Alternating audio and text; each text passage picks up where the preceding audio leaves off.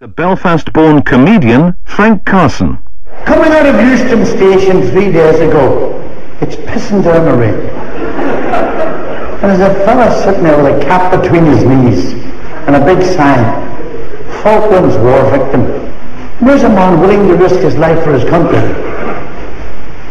Begging. I was disgusted. I threw £20 into his cap. He said, "Gracias, senor." Now, the comedian Frank Carson became a national star through TV programs like The Comedians and the Wheel Tappers and Shunters Social Club, but he never lost touch with his roots.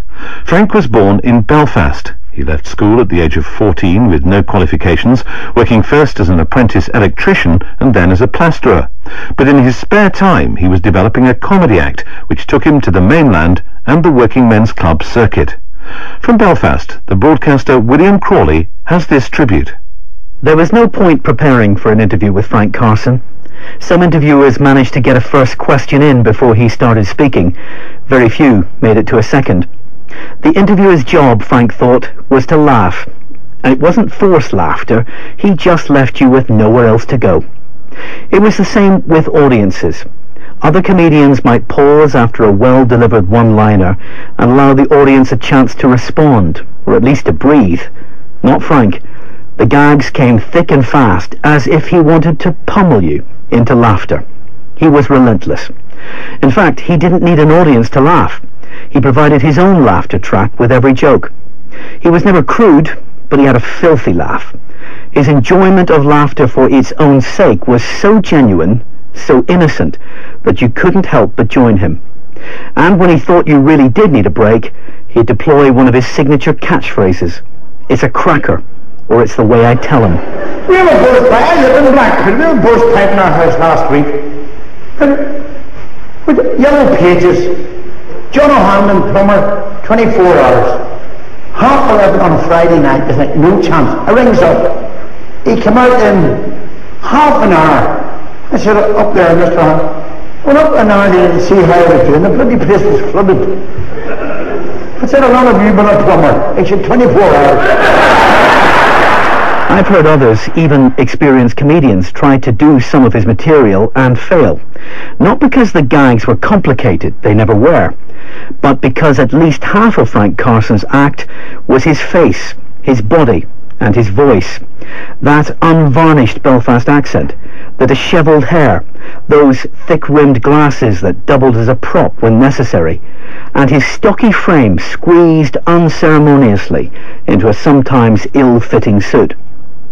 He came from a city that had experienced a different kind of pummeling through the Troubles, and he saw laughter as respite, an antidote, a distraction, and a bridge between communities. Catholics and Protestants, Loyalists and Republicans, all creased up when Frank came on, and they've been lining up this week at Belfast City Hall to add their names to a special book of condolence. Still laughing. Try to picture that. Complete strangers, standing in a queue, exchanging his best lines, nodding with recognition, groaning, giggling, and sighing just a little. Frank would have loved that. He became a household name, but it was his Northern Irish audience he cherished above all others. When they laughed together, it was a sign of hope. Some of the jokes were cheesy, some were even cringe-worthy, but they were never cruel. And when they came from Frank, we went from falling out to falling about. You can read scores of tributes to him in the papers this week, but you really need to be in Belfast to feel the depth of our affection for him. It shouldn't surprise us that one of the causes closest to Frank's heart was the campaign for integrated education in Northern Ireland.